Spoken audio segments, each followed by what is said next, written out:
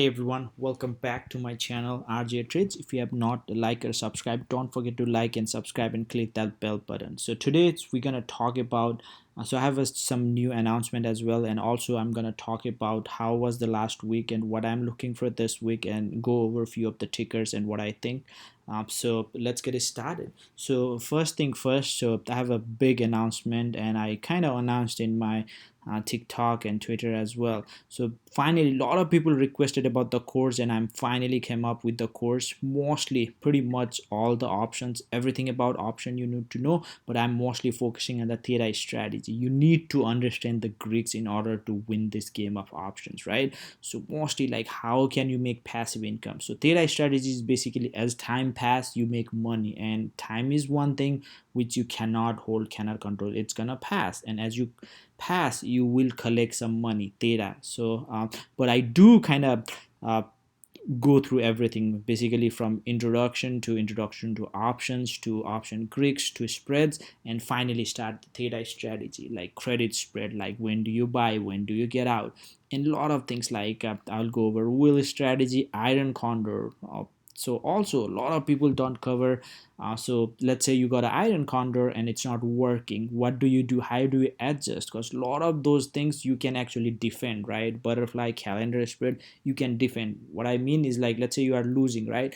You can actually change that losing trade to a winning trade. How do you do that? So I'm gonna kind of go over. In some cases closing is the one, but not necessarily. And also I'll be adding a lot more content for free, so I'll be adding more content as we go.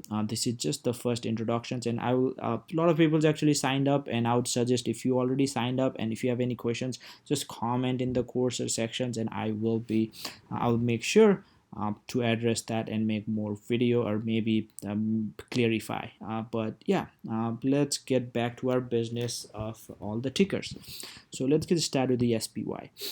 SPY had a really massive great weekend. So basically, we just had one red day, but we literally started from 35 to 46. That's 10 points, right? So that's a good gains for SPY.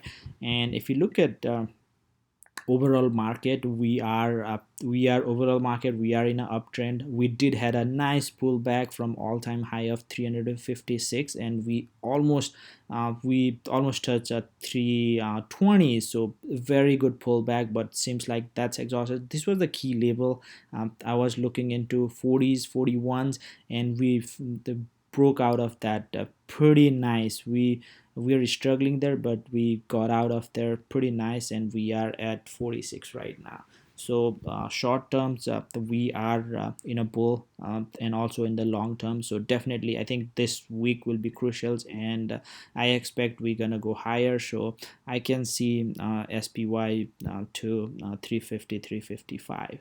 So let's look into the QQQ. That's the overall market.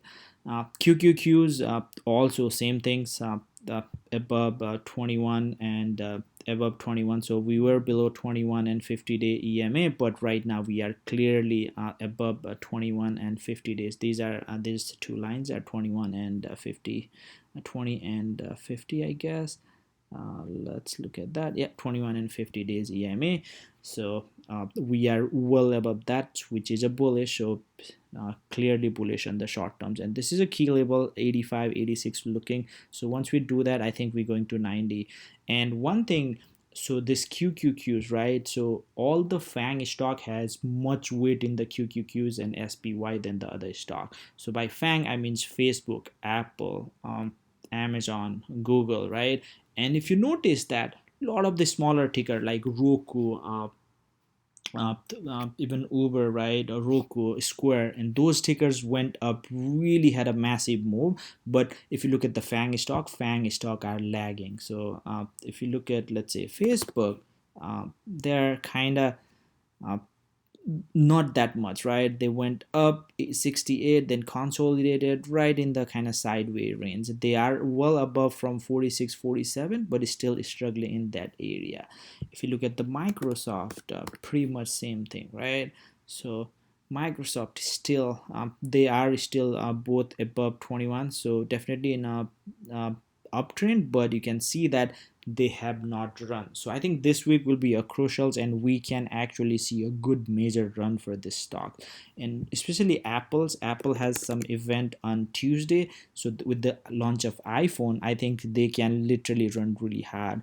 And we had pretty nice run up after market, so we closed at 16 something, and I think we went up to 18 after market. So pretty nice up there for the Apples, and with the event coming in. But if you can see that it's just struggling in that area, so I definitely see a lot of interest coming in the Apple and everything. And I think iPhone 12 with the 5G is a major event. 5G is one of the most anticipated event, and if Apple reaches 5G phone, I think a lot of interest gonna be on iPhone, and it could be they may get some upgrades, and it could be really massive. And let's look at some of the other tickers, and we are I definitely see Apple 20 is going if they have some good news on. And let's look at some of the other things that we kind of saw that, right? SEDG. So these are the solar companies, right? You can see that solar company after that pullback, they literally went parabolic. So SEDG went from almost 195.98 till almost $300, right? 100 points, 120 points. So strong market. And in fact, they had a very minor pullback, not as strong as others. So a little bit of pullback, but very, very strong. And in fact, I think with the very high chances of, at least according to the polls, if Biden wins, it will be really good for solars. And not only that, solar is pretty strong industries, and in the long run, I think solar will definitely be a great investment. So the lookout for SEDG, but I'm not buying here. I want to pull back maybe to 15 or 21 days. So maybe 250s, that would be pretty good. But solar look really strong. So if you look at ENPH, right, again, pretty much all this, right? So all these solar companies are really skyrocketing, like grid similar move pretty much. But yeah, I do want some pullback because they literally went parabolic from 69 to almost 109. So great for those. So what else? So I think Zoom has some events going on this week, so it would be really good for them. So I had this drawing from a while back, and we literally broke out of it, and I think a lot of people kind of played with me, so that was a good on Friday. And with the event, so it's really in this tight range area, so it was bound to break out. So I definitely see upside with more, and also as more COVID, so it's a very strong COVID stock as more case surging, and I think Europe is putting some more restrictions, so will be good for Zoom and Docu. So what else? So I'm looking at Uber too. So Uber, if you look at Uber, it's right at resistance, so it's pretty much their recent all-time high as well. We went there and had a nice consolidations, so kinda you can say like cup and handle too, not a great handle, but you can nice cup and handle, a little bit like same level. But it if it break out, it will be I think major breakout. So watch out for this one, this 38 39 levels. If you break out of this, we can have a pretty good move, and probably can retest our previous high of 40s. So watch out for that for Uber. And let's look at the Baba.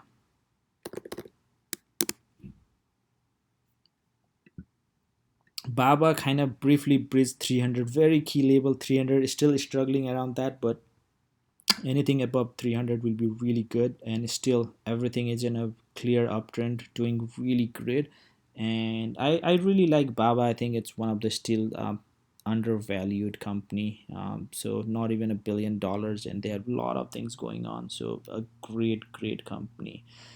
So yeah, pretty much that's about it. I may want to look into the crowd.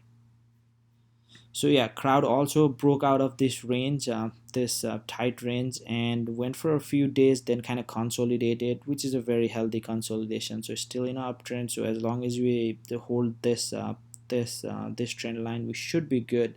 So looks pretty good.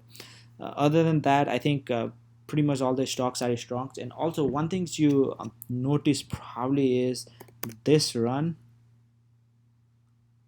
was not only just a sector run, right? So this was not only, before we could see like only tech stock are going, but this one we even for the like XLF we bottom out almost at 23 and we already came back. Nice came back for XLF, right?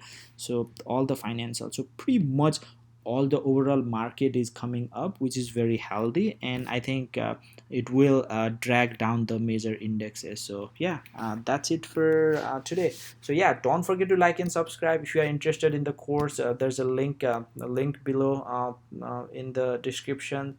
And yeah, that's about it. Thank you everyone. Thanks for watching my video.